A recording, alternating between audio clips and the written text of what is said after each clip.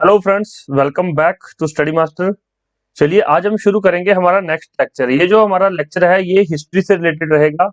और हिस्ट्री में हम क्या पढ़ेंगे, चलिए मैं आपको सबसे पहले चैप्टर का नाम बता देता हूँ जिससे रिलेटेड ये सारे क्वेश्चन है। The sources of ancient Indian history and pre historic period. जो प्राचीन भारतीय इतिहास है और उसके जो स्रोत हैं, जो सोर्सेज हैं, और प्रागैतिक ऐतिहासिक काल से जो भी क्वेश्चन पूछे जाते हैं आज हम वो इस चैप्टर के अंदर डिस्कस करेंगे।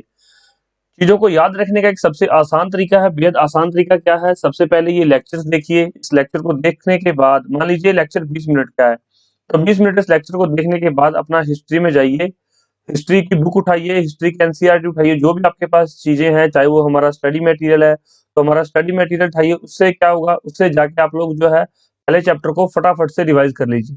रिवाइज करने में आपके जो 15 से 20 मिनट ही लगेंगे। 15-20 मिनट का वीडियो देखा, 15 से 20 मिनट में चीजें आपने रिवाइज कर ली। उसके बाद आपको कुछ भी कभी भी रिवाइज करने की जरूरत नहीं पड़ेगी, चीजें आपको याद रहेंगी। फिर भी एग्जाम से पहले एक बार देखकर जरूर जाना कि आपने क्या पढ़ा था और क्या नहीं पढ़ा था। इससे आपको चीजें बेहद आसान लगेंगी और चीजें आपको याद रहेंगी। चलिए हमारा फर्स्ट क्वेश्चन शुरू करते हैं। उससे पहले बता दूं कि जितने भी यहाँ पर मैं आपको करवाऊंगा क्वेश्चन, 15 से 20 क्वेश्चन है, ये सारे हमारे जो है हमारे नोट्स में से फर्स्ट और सेकंड पेज के अंदर ये सारे क्वेश्चन करवाए गए हैं। तो जिन लोगों को स्टडी मटेरियल चाहिए, हमारे नोट्स चाहिए, वो हमें कॉन्टेक्ट कर सकते हैं 9896160956। यहाँ पर आपको पेड स्टडी मटेरियल मिल जाएगा। इस नंबर पर कांटेक्ट करके आप पता कर सकते हैं। व्हाट्सएप पर, टेलीग्राम पर, जिस भी जैसे भी आप करना चाहें, कॉल करना चाहें, कॉल करके भी आप इस पे इंफॉर्मेशन ले सकते हैं। चलिए शुरू करते हैं। बोधिस्तव पद्म पाणी का चित्र सर्वाधिक प्रसिद्ध और प्राय चित्रित चित्रकारी है जो कि कहाँ पर है। यहाँ पर देखिए बोधिसत्व पद्माणी का एक चित्र है जो बहुत ही प्रसिद्ध है। तो ये चित्रकारी है, लेकिन ये कहाँ पर है पूछा गया एग्जाम में। अजंता में, बादामी में, बाग में या फिर एलोरा में। तो किस गुफा के अंदर ये बोधिसत्व पद्म पाणी, तो यह है अजंता के अंदर। राइट आंसर है ए। ये आईएएस 2017 में पूछा गया क्वेश्चन है। और ज्यादातर स्टेट पीसीएस वाले क्या करते हैं, आईएएस के क्वेश्चन को ही कॉपी कर लेते हैं। तो ध्यान रखना ये क्वेश्चन पूछा जाएगा। दूसरा क्वेश्चन देखिए यहाँ पर, विंध्य क्षेत्र के किस शिलाश्रय से सर्वाधिक मानव कंकाल मिले हैं। तो सबसे ज्यादा मानव कंकाल कौन सी शिलाश्रय से मिले हैं, किसके अंदर है ये, विंध्य क्षेत्र के अंदर। यहाँ पर आपको चार ऑप्शन मिलेंगे, मोरहाना पहाड़, घगरिया, बगीखोर या फिर लेखहिया। तो कहाँ पर मिले हैं ये, लेखहिया एक जगह का नाम है, वहां पर क्या है, मानव कंकाल मिले हैं, बहुत ज्यादा मात्रा में वहां पर मानव कंकाल मिले हैं, लेखहिया। नेक्स्ट देखिए, एक ही कब्र से तीन मानव कंकाल निकलने के हमें जो साक्ष्य है कहाँ से प्राप्त हुए हैं, हमें जो कहाँ से इसके रिमेन्स प्राप्त हुए हैं। तो एक ही कब्र से तीन मानव के कंकाल प्राप्त किए गए हैं। तो कहाँ से किए गए हैं, यहाँ पर चार ऑप्शन आपको मिल रहे हैं, सराय नहार राय, दमदमा, महदहा या फिर लंघा नाज से। तो कहाँ से ये प्राप्त हुए हैं, तो ये दमदमा से प्राप्त किए गए। राइट आंसर है बी, याद रखेंगे आप इसको। नेक्स्ट ये देखिए, भारतीय पुरातत्व सर्वेक्षण निम्नलिखित विभागों मंत्रालयों में से किसका संलग्न कार्यालय है। तो ये क्वेश्चन बहुत बार एग्जाम में पूछा गया। यहाँ पर मैंने जेपीएससी 2011 यहाँ पर लिखा हुआ है, लेकिन ये क्वेश्चन बहुत बार पूछा गया है। ये जो रिसेंट एग्जाम हुए हैं तो पीसीएस के, तो उसके अंदर भी एक पूछा गया कि जो भारतीय पुरातत्व सर्वेक्षण विभाग है ये किसके अधीन कार्य करता है। तो ये संस्कृति मंत्रालय के अधीन कार्य करता है। राइट आंसर क्या है यहाँ पर आपका ए। ओके, नेक्स्ट क्वेश्चन देखिए, निम्नलिखित में से किसको चालकोलिथिक युग भी कहा जाता है। निम्नलिखित में से किसको चालकोलिथिक युग भी कहा जाता है। तो यहाँ पर चार ऑप्शंस हैं, पूरा पाषाण युग, नव पाषाण युग, ताम्र पाषाण युग या फिर लोह युग। तो चालकोलिथिक युग किसे कहा जाता है, ताम्र पाषाण युग को चालकोलिथिक युग भी कहते हैं। नेक्स्ट क्वेश्चन देखिए, संस्कृत व्याकरण अष्टाध्यायी, अष्टाध्यायी एक पुस्तक है, अष्टाध्यायी किससे रिलेटेड है, संस्कृत व्याकरण से। ये भी क्वेश्चन पूछा गया कि जो अष्टाध्यायी है, पढ़ने की रचना है, ये किस से रिलेटेड है। तो ये संस्कृत से, संस्कृत की व्याकरण से रिलेटेड है, एक ग्रामर की बुक है, ये ध्यान रखेंगे, ये ग्रामर की बुक है। और संस्कृत व्याकरण अष्टाध्यायी की रचयिता निम्नलिखित में से कौन है। तो ये पूछा गया कि अष्टाध्यायी की रचना किसने की थी। तो ऑप्शन है पतंजलि, पाणिनि, कालिदास या फिर बाणभट्ट। राइट आंसर क्या है, अष्टाध्यायी पाणिनि ने लिखी थी। हिस्ट्री की पहली महत्वपूर्ण पुस्तक है, तो ये बहुत ज्यादा एग्जाम्स में पूछी गई है, बार बार पूछी जाती है। नेक्स्ट क्वेश्चन पर चलते हैं, हड्डी से निर्मित आभूषण भारत में मध्य पाषाण काल के संदर्भ में कहां से प्राप्त हुए हैं। तो यहाँ पर बात कर रहे हैं मध्य पाषाण काल की, ध्यान रखेंगे। हड्डी से निर्मित आभूषण भारत में मध्य पाषाण काल के संदर्भ में कहां से प्राप्त हुए हैं? सरायनहर राय से, महदहा से, लेखिया से या फिर चौपानी मांडू से। अब आप एक ध्यान रखिए एक चीज का, यहाँ पर लेखिया दिया गया है, तो ये लेखिया आपको कहाँ कंफ्यूज करेगा? इससे पहले आपने एक क्वेश्चन पढ़ा था विंध्य क्षेत्र के, ये जो सेकंड क्वेश्चन पढ़ा है आपने, विंध्य क्षेत्र के किस शिलाश्रय से सर्वाधिक मानव कंकाल मिले? तो कहाँ से मिले? लेखिया। अब इस क्वेश्चन का आंसर लेखिया, लेकिन अगले ऑप्शन में भी आपको लेखिया दिया गया है। इसी तरह से यहाँ पर दमदमा आंसर है, तो आगे किसी दूसरे में दमदमा भी आपको आंसर दिया मिलेगा। तो इस तरह ध्यान रखिएगा क्वेश्चंस को कि मैंने किस क्वेश्चन का आंसर कौन सा पढ़ा था। ये चीज अगर आपको याद रहेंगी तो फिर आपको क्वेश्चंस में आसानी होगी क्वेश्चन करने में, आप कुछ भी गलत नहीं करके आएंगे और चीजें भूलेंगे नहीं, एग्जाम में जाकर कंफ्यूजन क्रिएट नहीं होगा। ठीक है, तो इसलिए बार बार रिवीजन कर लीजिए, वीडियो को भी 2 से 3 बार देख लिया कीजिए ताकि आपको चीजें याद रहेंगी। चलिए देखिए यहाँ पर, हड्डी से निर्मित आभूषण भारत में मध्य पाषाण काल के संदर्भ में कहां से प्राप्त हुए हैं? तो यहाँ पर ये कहां से प्राप्त हुए? महदहा से यहाँ पर प्राप्त हुए हैं। कि आभूषण जो है, हड्डियों के आभूषण, आपने देखा होगा कि अभी अगर आप मूवीज में देखते हो या फिर टीवी में कोई सीरियल चल रहा होता है तो लोग हड्डियों के आभूषण पहनते हैं गले में। तो वो जो बाबा लोग डराने वाले होते हैं, तांत्रिक, वो लोग पहनते हैं, लेकिन उस समय हड्डियों के आभूषण भी बनाए जाते थे और पहने जाते थे। सबसे पहले कहाँ से साक्ष्य मिले हैं? ये महदहा से। राइट आंसर क्या है? बी।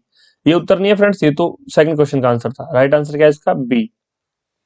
नेक्स्ट क्वेश्चन है, भीमबेटका कहाँ स्थित है?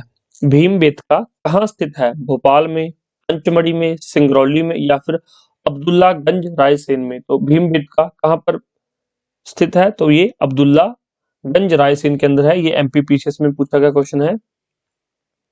भीमबेटका किसके लिए प्रसिद्ध है? ये बहुत बार मैंने आपको करवाया हुआ, जब मैं लेक्चर्स करवा रहा था तो ये जितने भी क्वेश्चंस हैं ये सारे आपको अच्छे से कवर करवाएंगे लेक्चर्स में। आप क्या कीजिए, लेक्चर देखने तो डिस्क्रिप्शन बॉक्स में लिंक दिया गया है या फिर प्लेलिस्ट के अंदर जाइए। प्लेलिस्ट के अंदर आपको हिंदी के अंदर भी लेक्चर मिल जाएंगे जिसके अंदर जीएस हिंदी मीडियम लिखा हुआ है और जीएस इंग्लिश मीडियम के भी लेक्चर मिल जाएंगे, वो भी देख सकते हैं, वो भी आपको यहाँ पर हेल्प करेंगे। और भी बहुत सारी चीजें प्लेलिस्ट में आपको मिल जाएंगी। एक बार जाकर आप प्लेलिस्ट चेक कीजिए, आपको सारी चीजें वहां पर मिल जाएंगी। और ये जो क्वेश्चन सीरीज चल रही है, इसके क्वेश्चंस अगर आपको पुराने क्वेश्चंस नहीं मिले हैं, पुराने क्वेश्चन अभी तक आपने नहीं देखे हैं, तो वो भी देख लीजिए। डिस्क्रिप्शन बॉक्स में इंपॉर्टेंट क्वेश्चंस का एक लिंक मिल जाएगा, वहां पे क्लिक करेंगे तो पुरानी सारी वीडियोस आपको ऐसे ही मिल जाएंगी क्वेश्चंस की। भीमबेटका किसके लिए प्रसिद्ध है? भीमबेटका बताइए किसके लिए प्रसिद्ध है? तो भीमबेटका जो है गुफाओं के अंदर जो शैल चित्र थे उसके लिए बहुत ज्यादा प्रसिद्ध है, गुफाओं के शैल चित्र के लिए। राइट आंसर है ए। इधर देखिए नेक्स्ट क्वेश्चन, बुद्ध की जीवनी की रचना बौद्ध साहित्य में विशेष स्थान रखती है। निम्नलिखित में से कौन सी एक बुद्ध की पूर्ण जीवनी है? तो जिसमें बुद्ध के जीवन का संपूर्ण चीजें दी हुई है, सारी चीजें दी हुई है बुद्ध के जीवन से रिलेटेड, उनके जन्म से लेकर उनकी मृत्यु तक बुद्ध के जीवन के बारे में सारी चीजें बताई गई हैं। वो बौद्ध साहित्य कौन सा है? 4 ऑप्शन यहाँ पर दिए गए हैं, तो वो है ललित विस्तर। ललित विस्तर जो है राइट आंसर है। Right answer A. इसमें बुद्ध के जीवन से रिलेटेड सारी ही चीजें बताई गई हैं। नेक्स्ट क्वेश्चन देखिए, निम्नलिखित में से किस स्थान पर मानव के साथ कुत्ते को दफनाए जाने का साक्ष्य मिला है? तो ये मैंने आपको बताए थे कि ब्रुजहोम से क्या प्राप्त हुआ है, कोल्डी हवा से क्या प्राप्त हुआ है, चौपानी मांडो से क्या मिला है और मांडो से हमें क्या प्राप्त हुआ है। तो इसका आंसर क्या है? मानव के साथ कुत्ते को दफनाए जाने का साक्ष्य कहाँ से मिला है? तो ये हमें ब्रुजहोम से मिला है। राइट आंसर है ब्रुजहोम। अगर आपको ब्रुजहोम पूछ लिया जाए कहाँ पर है, तो ये कश्मीर के अंदर है। ध्यान रखना, ब्रुजहोम कहाँ पर है? कश्मीर के अंदर। तो कई बार ये मैच द फॉलोइंग में भी ऐसी चीजें आपको पूछ ली जाती हैं। जैसे कोल्डी हवा कहाँ पर है? कोल्डी हवा उत्तर प्रदेश के अंदर है। तो ऐसी चीजें आपसे एग्जाम में एग्जामिनर पूछ लेता है ताकि क्वेश्चन को थोड़ा टफ करने के लिए। भारत में मानव का सर्वप्रथम साक्ष्य कहाँ मिलता है? तो भारत के अंदर मानव का सर्वप्रथम साक्ष्य कहाँ मिलता है? तो आप देख सकते हैं कितना इंपॉर्टेंट क्वेश्चन है, क्योंकि कोई भी चीज सर्वप्रथम हो या फिर लेटेस्ट हो, ये दोनों चीजें एग्जाम में पूछी जाती है। तो सर्वप्रथम साक्ष्य मानव का कहाँ से मिलता है? तो ये नर्मदा घाटी से प्राप्त होता है। ठीक है, याद रखेंगे, नर्मदा घाटी से सर्वप्रथम मानव का साक्ष्य किसके अंदर? भारत के अंदर। भारत के अंदर पूछा गया तो नर्मदा घाटी, आप इसका आंसर लगा के आएंगे।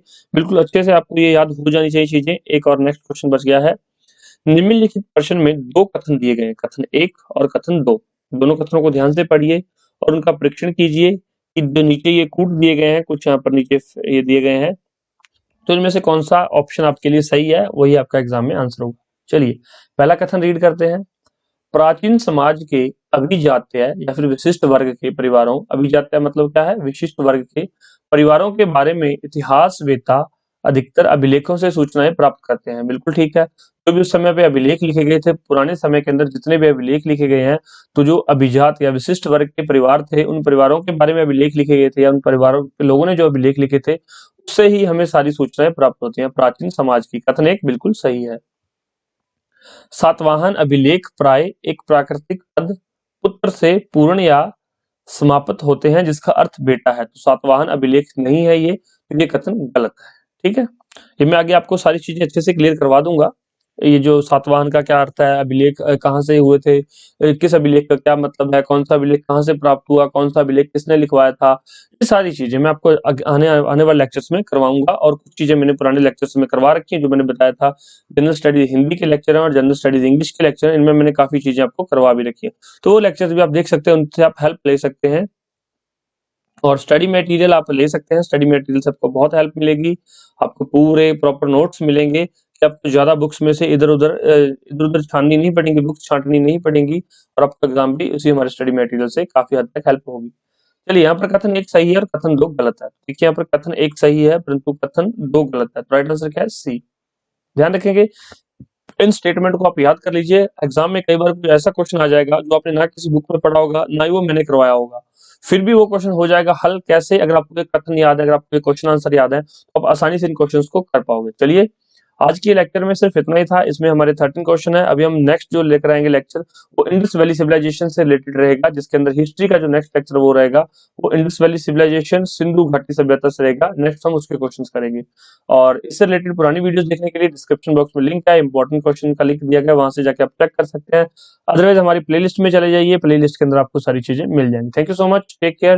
वीडियो कैसा लगा प्लीज मुझे लाइक और शेयर करके बता दीजिए, नीचे कमेंट कर दीजिए। आपके कमेंट ही हमारी फीस है। आप कमेंट करते हो, हमें अच्छा लगता है। आपके पॉजिटिव कमेंट हमारे लिए पॉजिटिव एनर्जी लेकर आते हैं, ताकि हम नेक्स्ट टाइम इससे भी और अच्छा लेक्चर आपके लिए लेकर आ सके। Thank you so much, take care, bye bye, God bless you all. आपका दिन शुभ रहे।